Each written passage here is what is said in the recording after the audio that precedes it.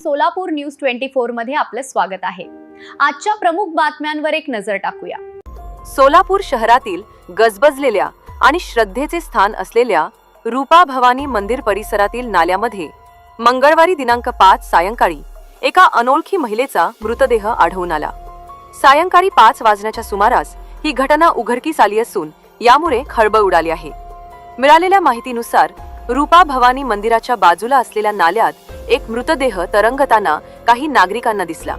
त्यांनी तातडीने या घटनेची माहिती पोलिसांना दिली। माहिती मिळताच जोडभावी पेठ पोलीस ठाण्याचे पथक घटनास्थळी दाखल झाले।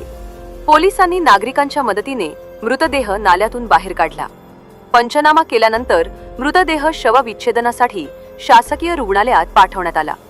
मृत महिला कोण आहे, तिचा मृत्यू नेमका कशामुळे झाला हे अद्याप स्पष्ट होऊ शकले नाही। मृतदेहाची ओळख पटवण्याचे काम पोलिसांनी सुरू केले। आजूबाजूच्या परिसरात कुणी महिला बेपत्ता आहे का याचीही चौकशी सुरू केली आहे।